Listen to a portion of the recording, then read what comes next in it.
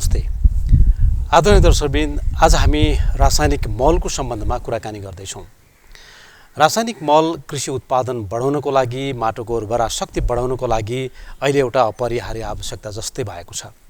तर विडम्बना, किसानले बाली लगाउन जब रासायनिक मल खोज्छन्, जब रासायनिक मलको आवश्यकता पर्छ, त्यो बेलामा पर्याप्त मात्रामा रासायनिक मल नै हुँदैन, किसानहरूले मल नै पाउँदैन।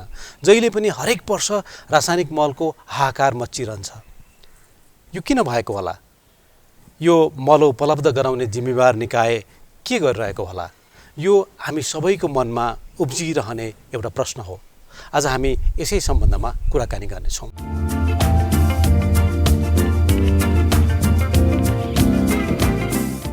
यो 76-70 मा हामीले 2,59,000 मेट्रिक टन मल बिक्री वितरण गरिसकेका छौँ र यो गएको वर्षको अघिल्लो वर्षको भन्दा यो गत वर्षमा चाहिँ हामीले अझ बढी मल बिक्री वितरण गर्ने लक्ष्य थियो। हाम्रो कृषि सामग्री कम्पनीले करिब 3,04,000 मेट्रिक टन मल ल्याएर बिक्री वितरण गर्ने हाम्रो कार्यक्रम थियो।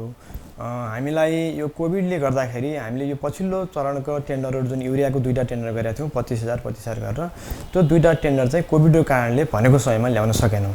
यो अहिले सिपमेन्ट हुने क्रममा छ र हामीले 3,04,500 जुन कार्यक्रम राखेका थियौँ त्यो मध्ये 2,54,500 हामीले ल्याएर बिक्री वितरण पनि गरिसक्यौँ। त्यो सबै आइसक्यो। 50,000 टन युरिया चाहिँ अघिल्लो यो गत वर्षको कार्यक्रम अन्तर्गत त्यो आउनु चाहिँ बाँकी छ र समग्रमा हेर्दा अब 75-76 भन्दा हामीले 76-70 मा बढी करिब 5-6,000 मेट्रिक टन मल बढी बिक्री वितरण गरेका छौँ। यति हुँदै पनि मल नपाएको गुनासो आउँछ नै, किनभने हामीले देशको कुल मागको करिब 50% मात्रै सप्लाई गरेको अवस्था छ। त्यसले गर्दा माग र आपूर्ति बिचमा हाम्रो धेरै ग्याप भयो। ग्याप बसे गुनासो आउने स्वाभाविक पनि भयो। अलिकति गुनासो बढी र घटी हुन्छ, गुनासो त आउँछ नै, किनभने हामीले आपूर्ति जबसम्म बढाउँदैनौँ 8 लाख टन हामीले खेतीयोग्य जमिनको आधारमा 8 लाख मेट्रिक टन चाहिन्छ भनेका छौँ। त्यो पनि विशेष गरी गहुँ, धान, मकै कृषि मन्त्रालयको तथ्याङ्क अनुसार हामी जाने हो भने धान, गहुँ, मकैको लागि 8 लाख मेट्रिक टन चाहिन्छ भन्ने छ। तर अब अहिले धान, गहुँ, मकै मात्रै होइन, अहिले चाहिँ व्यावसायिक खेतीमा तरकारी त्यत्तिकै अगाडि छ। उखुमा पनि जान्छ, केरामा पनि जान्छ, तरकारी पनि प्रयोग हुन्छ। त्यसले गर्दा मलको माग त्यो 8 लाख भन्दा पनि बढी छ। तर हामीले सप्लाई गरेर बिक्री गरेको हामी 2टा निकाय छौँ। अहिले कुल बजेटको 70%ले हुने मल हामी कृषि सामग्री कम्पनीले ल्याउँछौँ, 30% बजेटले हुने मल साल ट्रेडिङले लिएर आउँछ। भनेपछि दुवैको संस्थाको गरेर यो अहिले गएको 76-70 आर्थिक वर्षमा 2,48,000 मेट्रिक टन मल ल्याउने मन्त्रालयको कार्यक्रम थियो र मन्त्रालयको कार्यक्रम अनुसार हामीलाई दिएको निर्देशअनुसार हामीले 70% बजेटले हामीले 3,04,500 मेट्रिक टन ल्याउनु पर्ने थियो। त्यसमध्ये हामीले 2,54,500 टन ल्याएर बिक्री पनि गरिसक्यौँ र 50,000 मेट्रिक टन युरिया चाहिँ हामीले टाइममै जनवरी 28 मै सूचना गरेर पनि यो कोभिडको कारणले गर्दाखेरि हामीले त्यसलाई समयमा पहिला पनि सम्झौता गर्न सकेनौँ, किनभने लकडाउनले गर्दा सबै कोही निस्कने अवस्था पनि भएन, ब्याङ्कहरू पनि सबै बन्द भए। त्यसपछि नै अहिले अब तपाईँहरूलाई पनि थाहै छ विश्वव्यापी रूपमा लकडाउन छ र लकडाउन भएको कारणले कतिपय कारखानाहरू बन्द भए, श्रमिकहरूको मुभमेन्ट भएन, भेसलहरूको मुभमेन्ट भएन। त्यसले गर्दा सामान आउन चाहिँ ढिलो भयो। ढिलो भएको कारणले अहिले सप्लायरहरू चाहिँ सामान सिपमेन्ट गर्ने क्रममा हुनुहुन्छ। अब त्यो मल 1 महिनापछि, अबको 1 महिना पछाडि त्यो युरिया चाहिँ आउने गर्छ। युरिया हामीसँग अहिले छैन भनौँ, नगन्ने छ। त्यो 160 टन मेट्रिक टन मात्रै मौजाद छ। डिएपी हामीसँग 2200-2300 टन मेट्रिक मौजादमै छ। फेरि 5,000 टन हाम्रो भर्खर अहिले आइरहेछ। डिएपीको हामीसँग समस्या छैन। अब धानको लागि चाहिने मुख्यतः रोप्ने बेलामा चाहिने डिएपी मल हो। डिएपी मलको हामीसँग त्यति अभाव थिएन।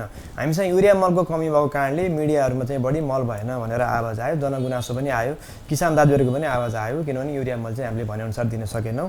त्यो यथार्थ पनि हो र डिएपीको हकमा चाहिँ समस्या थिएन। धान रोप्नलाई चाहिने बेसल डोजरमा चाहिने डिएपी हामीले दिएकै छौँ, हामीसँग छँदा पनि छ। र अब युरिया अब टपडेसमा चाहिने युरियामा हामीसँग केही छैन। किसान दाजुभाइले अब केही समय कुर्नुपर्ने अवस्था छ। जहिले पनि मलकै समस्या, किसानलाई डिएपी मल चाहिएको हुन्छ, युरिया मात्रै छ भनिन्छ, युरिया मात्रै पाइन्छ। युरिया चाहिएको हुन्छ, डिएपी मात्रै पाइन्छ। कहिलेकाहीँ दुवै मल पाइँदैन, पाइए पनि उचित मात्रामा पाइँदैन। यो किन भइरहेको होला? यो यसो हुनुमा किसानको भनौँ मल प्रयोग गर्ने तरिका नमिलेर हो, अथवा किसानको बुझाइ नपुगेर हो, अथवा बुझ्ने कुरा फरक परेर हो। आज हामी रासायनिक मलका माटोका एकजना विज्ञसँग पनि यो बारेमा कुराकानी गर्नेछौँ। अहिले कमी र अभाव भएको भनेको चाहिँ युरिया मलको मात्रै हो। म यो कार्यक्रम यो टेलिभिजन मार्फत सम्पूर्ण किसान दाजुभाइ दिदीबहिनीहरूमा के मेसेज दिन चाहन्छु भने हामीले धान रोप्नुभन्दा अर्थात् बेसल डोज भन्छौँ हामीले सुरुमा जग्गाको अन्तिम तयारी गर्ने बेलामा हाल्ने मल चाहिँ त्यो बेलामा युरिया मल खोजेर युरिया मल हाल्नेतिर तपाईँहरू नलाग्नुहोस्। किनभने त्यतिखेर हालेको युरिया मल यो बाढी अथवा पानीको भेलसँगै बगेर चुहिएर नोक्सान भएर जान्छ। त्यसैले बेसल डोजमा अर्थात् जमिन तयार गर्दा प्रयोग गर्ने भनेको हामीले प्राङ्गारिक मल नै हो। गोठे मल, कम्पोस्ट मल, भर्मी कम्पोस्ट जस्ता स्थानीय स्रोत साधन प्रयोग गरेर बनेका प्राङ्गारिक मलहरू बेसल डोजको रूपमा हाल्नुपर्छ।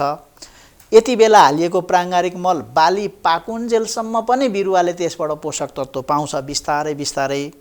अब यही बेलामा चाहिँ युरिया मलमा मात्रै नभौतार्यौँ र यति बेला हुनसक्छ भने केही मात्रामा डिएपी मल पनि चाहिँ बेसल डोजको लागि प्रयोग गर्न उपयुक्त मानिन्छ। पोटासको मात्रा एकदमै घटिराखेको छ र हाम्रो अनुसन्धानले पनि एनस्याफ भन्ने एउटा संस्था छ, नेपाल सिड एन्ड फर्टिलाइजर भन्ने संस्थाले मकै र धान बालीमा गरेको परीक्षण अनुसार के देखियो त भन्दा पोटास मिसाइएको मिश्रित मल प्रयोग गर्दा उत्पादन चाहिँ करिब 50% भन्दा बढी चाहिँ उत्पादन बढेको छ, धानमा पनि मकैमा पनि। त्यो कारणले पोटास मल अहिले हाम्रो साल ट्रेडिङको पनि पोटास युक्त मलको बिक्री वितरण खपत भएको छैन भन्ने हामीले सुनेका छौँ। त्यसैगरी कृषि सामग्री कम्पनी लिमिटेडमा पनि त्यस्तै छ। पोटास मल चाहिँ जमिनको अन्तिम तयारीको बेलामा पोटास मल चाहिँ प्रयोग गर्न म सुझाव दिन्छु। त्यो मल चाहिँ अहिले अभाव छैन। पोटास मल र केही मात्रामा डिएपी मल र हामीले स्थानीय स्तरमा उपलब्ध भएको प्राङ्गारिक मलका विभिन्न स्रोतहरूको कुरा गर्दा गोठे मल भयो, कम्पोस्ट मल भयो, भर्मी कम्पोस्ट भयो, कुखुराको सुलीबाट बन्ने मलहरू लगायत विभिन्न खालका स्थानीय स्रोत साधनबाट बन्ने प्राङ्गारिक मलहरू नै बढीभन्दा बढी हामीले बेसल डोजको रूपमा जग्गामा चाहिँ प्रयोग गर्नुपर्छ। र बालीमा नाइट्रोजनको अभाव लक्षण देखिएपछि मात्रै चाहिँ हामीले टप ड्रेस गर्ने हो बालीमा। र खास गरेर बाली लगाएको 21 देखि 28 दिनभित्रमा पहिलो टप ड्रेस र त्यस पछाडि बाली पोटाउने बेलामा दोस्रो टप ड्रेस गर्नुपर्छ। त्यो बेलामा चाहिँ हामीले युरिया मल, त्यति बेलासम्म आयात हाम्रो युरिया मलको आयात पनि व्यवस्थित भइसक्छ, आपूर्ति व्यवस्था व्यवस्थित भइसक्छ। त्यो बेलामा युरिया चाहिँ टप ड्रेस गर्नुपर्छ। भनेपछि युरिया कमीको लक्षण यदि बालीले देखाएको छैन भने युरिया टप ड्रेस नगरे पनि हुन्छ? हुन्छ, एकदम राम्रो कुरा हो। नाइट्रोजन भनेको बालीले जब पातहरू हल्का पहेँलिने र राम्रोसँग त्यसको वानस्पतिक वृद्धि नहुने अवस्थामा नाइट्रोजन कमी भयो भनेर हामी चाहिँ त्यसलाई बुझ्दछौँ। त्यस्तो किसिमको लक्षण देखाउन सुरु गरे पछाडि मात्रै चाहिँ हामीले नाइट्रोजन टप ड्रेस गर्न सकियो, अर्थात् युरिया टप ड्रेस गर्न सकियो भने नाइट्रोजन चाहिएको बेलामा बिरुवाले आपूर्ति गर्न सक्छ, माटोबाट लिन सक्छ। त्यो बेलामा मात्रै चाहिँ हामीले टप ड्रेस गर्नुपर्छ। यो धानलाई मात्रै हो कि सबै बालीलाई? सबै बालीमा नाइट्रोजनको लक्षण भनेको हल्का रूपमा पात पहेँलिने, पुराना पातहरू मर्दै जाने, तलका पातहरू पहिले पहेँलिने र बिस्तारै त्यो सुक्ने र बिस्तारै बिस्तारै त्यो पहेँलिने क्रम चाहिँ पुराना पातहरू तलका पातहरूबाट सुरु भएर मास्तिर चाहिँ सर्दै जाने लक्षण नै नाइट्रोजन कमीको लक्षण हो। राम्रोसँग वानस्पतिक वृद्धि नहुने र पातहरू तलबाट पुरानो पातहरू पहेँलिन सुरु गर्ने र बिस्तारै बिस्तारै माथि नयाँ पाततिर सर्दै जाने लक्षण चाहिँ नाइट्रोजन कमीको लक्षण हो। र सकेसम्म प्राङ्गारिक स्थानीय स्तरमा उत्पादन हुने पाउने प्राङ्गारिक मल खादमै जोड दिने गर्न सकियो भने यसले माटोको गुणस्तरलाई पनि सुधार गर्छ, माटोका भौतिक गुणहरू पनि सुधार गर्दै ल्याउँछ, माटो चाहिँ खुकुलो बनाउँछ, कडा हुनबाट जोगिन्छ, लामो समयसम्म पानी चाहिँ धारण गरेर राख्न सक्ने यस्ता यावत भौतिक विशेषताहरू माटोका गुणहरू चाहिँ सुधार गर्दै ल्याउँछ र हामी बिस्तारै स्वस्थ माटो बनाउने प्रक्रियातिर पनि अगाडि बढ्न सक्छौँ। हैन जमिन तयारी गर्दादेखि नै सुरुदेखि नै हामीले पुरै मात्रामा रासायनिक अर्थात् युरिया मल मात्रै प्रयोग गर्न थाल्यौँ भने माटोको भौतिक गुणहरू बिग्रने, माटो कडा हुँदै जाने, अम्लीयपनाको वृद्धि हुँदै जाने जस्ता नकारात्मक लक्षणहरू पनि बढ्न सक्ने हुँदा मेरो सल्लाह प्राविधिक रूपमा सधैँभरि यो रहन्छ कि जग्गा तयारी गर्दा सकेसम्म प्राङ्गारिक मलखाद र थोरै मात्रामा मात्रै नपुग्ने अवस्थामा मात्रै डिएपी मल चाहिँ प्रयोग गरौँ र त्यसमा हामीले सन्तुलित रूपमा पोटासको मात्रा पनि प्रयोग गरौँ र युरिया भनेको चाहिँ नाइट्रोजनको अभावको लक्षण देखिएको बखतमा मात्रै टप ड्रेस गर्ने व्यवस्था चाहिँ हामीले गर्न सक्नुपर्छ। किनभने डिएपीमा पनि नाइट्रोजनको मात्रा त हुन्छ नि हैन? हुन्छ। डिएपी मलमा चाहिँ दुईटा तत्त्व हुन्छ, एउटा नाइट्रोजन 18% हुन्छ र खास गरेर त्यसमा फस्फरस 46% हुन्छ। फस्फरस भनेको बिरुवाको जराको वृद्धि विकासको लागि अत्यन्त महत्त्वपूर्ण तत्त्व हो। सानो बच्चा अवस्थामा बेर्ना अवस्थामा जरा वृद्धि विकास महत्त्वपूर्ण हुने हुँदा त्यो बेलामा फस्फरस आवश्यकता पर्छ। प्राङ्गारिक मल खादको मात्रै फस्फरसले बिरुवाको आवश्यकता पूर्ति गर्न नसक्ने हुँदा थोरै मात्रामा डिएपी मल चाहिँ त्यतिखेर प्रयोग गर्नुपर्छ। इनकेस बाली लगाउने बेलामा डिएपी मल चाहिँ पाइएन भने के गर्ने? त्यति बेला अब डिएपी मल त्यतिखेर पाइएन भने हाम्रो चाहिँ अब पोटास मल पनि, अब त्यसको विकल्प त होइन, पोटास मल पाइयो भने पोटास मल प्रयोग गर्ने, नभए डिएपी मलको अभाव झेल्नको लागि, अभावको अवस्था हटाउनको लागि हाम्रो अब केही मात्रामा सबै देशको सबै ठाउँमा उपलब्ध भएको कुरो सुनिश्चित छैन, तर विराटनगरमा रहेको एउटा हाम्रो रासायनिक मलको मिश्रण तयार गर्ने कारखानाले 20:20 नाइट्रोजन र फस्फरस दुईटै 20% भएको एउटा मिश्रित मल उत्पादन गर्ने गरेको छ। त्यो मल पनि बजारमा उपलब्ध हुन सक्छ भने 20-20 को मिश्रित मल प्रयोग गर्न सकिन्छ डिएपी को अभाव भएको अवस्थामा। त्यसैगरी केही यो समयमा अब भारतबाट पनि मिश्रित मलहरू बजारमा केही मात्रामा देखिन्छ। डिएपी मल अभाव भएको बेलामा डिएपी किन्नै पाइएन भने त्यस प्रकृतिका 20 नाइट्रोजन 20 फस्फरस भएको 20:20:0 हामीले एनपीके भनेर भन्दाखेरि 20:20:0 भएको 20 भाग नाइट्रोजन 20 भाग फस्फरस 0 भाग पोटास भएको त्यो मिश्रित मल सँगसँगै पोटास मल पनि प्रयोग गर्न सकियो भने डिएपी को अभावलाई पनि हामीले झेल्न सक्छौँ। यदि अब जस्तो टप ड्रेसिङ गर्ने बेला पो त्यो बेला युरिया पाइएन भने के गर्ने? एमोनियम सल्फेट भन्ने एउटा मल पाइन्छ, जसलाई हाम्रो किसानहरूले साधारण बोलीचालीको भाषामा चिनी मल भनेर पनि चिन्नुहुन्छ, चिनी जस्तै हुन्छ। त्यो चिनी मलमा चाहिँ नाइट्रोजन र सल्फर दुईटा तत्त्व हुन्छ। नाइट्रोजन 21% हुन्छ, सल्फर 23-24% को हाराहारीमा हुन्छ। यस्तो अवस्थामा एमोनियम सल्फेटले टप ड्रेस गरेर पनि केही मात्रामा हामी नाइट्रोजनको समस्यालाई समाधान गर्न सक्छौँ। डिएपी चाहिँ हामीले बाली लगाउने बेला हालिसके पछाडि फेरि हाल्नु पर्दैन? डिएपीमा भएको फस्फोरस चाहिँ अब टप ड्रेस गर्नलाई उपयुक्त मल होइन, त्यसैले डिएपी हामीले जग्गाको अन्तिम तयारीकै बेलामा प्रयोग गर्नुपर्छ आवश्यकता अनुसार।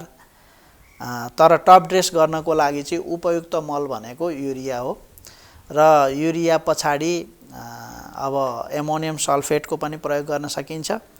र यसै सन्दर्भमा म चाहिँ राम्रो एउटा के सल्लाह दिन चाहन्छु भने राम्रोसँग पाकेको कम्पोस्ट मल छ, राम्रोसँग पाकेको गोठे मल छ कालो रङको, अब काँचो गोबर हाल्न त मिलेन तर राम्रोसँग पाकेको गोठे मल छ भने त्यो पनि टप ड्रेस चाहिँ गर्न सकिन्छ र त्यतिखेर टप ड्रेस गरेको राम्रोसँग पाकेको कम्पोस्ट र गोठे मलले पनि टप ड्रेसमा राम्रो रिजल्ट दिएछ युरियाको सप्लिमेन्टको रूपमा।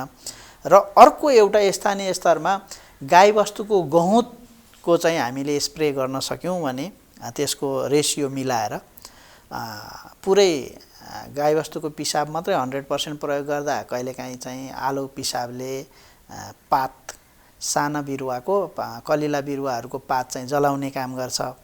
तर गाईबस्तुको पिसाब हामीले 21 दिनभन्दा बढी जम्मा गरेर राखेका छौँ, 3 हप्ताभन्दा बढी जम्मा गरेर फर्मेन्ट गराएर राखेका छौँ भने त्यसमा 1:3 1 भाग गहुँतमा 3 भाग पानी मिसाएर त्यसलाई पातलो बनाएर बिरुवामा स्प्रे गर्न सक्यौँ भने त्यसले युरियाको अभावलाई चाहिँ कमी गर्न सक्छ।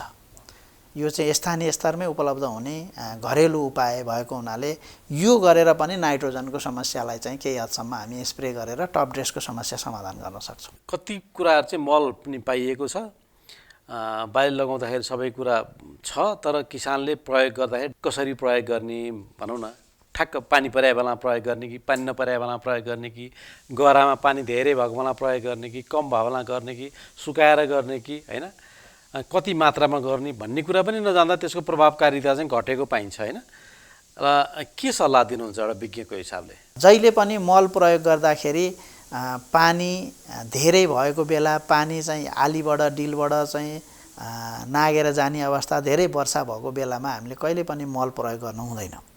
मल प्रयोग गर्दाखेरि बालीमा खेतबारीमा चिस्यान भएको, मैले बेसल डोजको कुरा गरिरहेको छु, जमिनमा अन्तिम जोताइ गर्ने बेलामा हामीले बेसल डोजको मल जुन प्रयोग गर्छौँ त्यो बेलामा माटोमा चिस्यान चाहिँ होस् तर अत्यधिक पानी नहोस्, त्यस्तो अवस्थामा बेसल डोजका मलहरू हाल्नुपर्छ।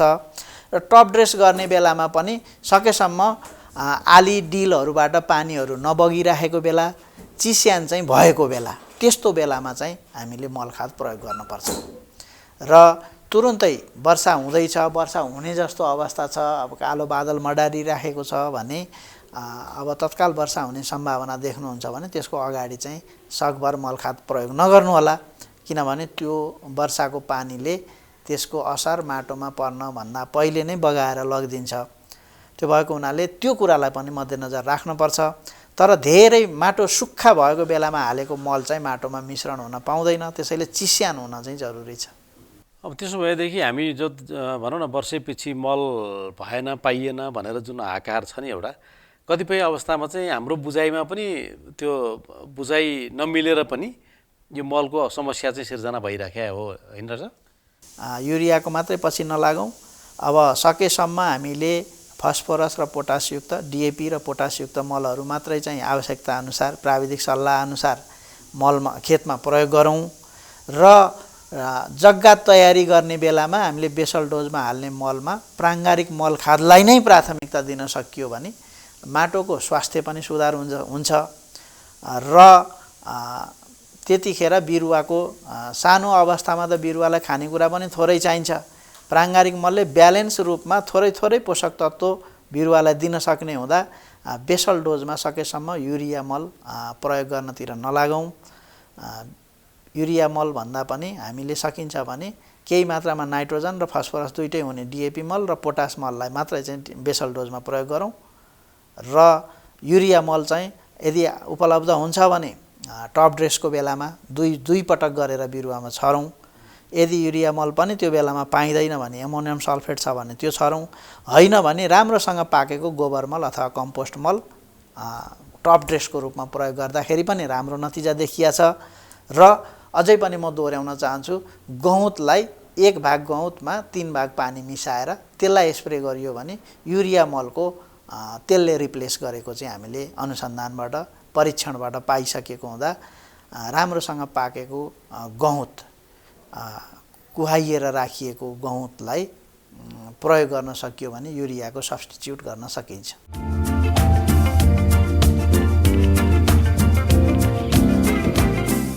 दर्शकवृन्द, यो कार्यक्रम तपाईलाई कस्तो लाग्यो? आफ्नो सुझाव सल्लाह लेखेर पठाउन नबिर्सनुहोला।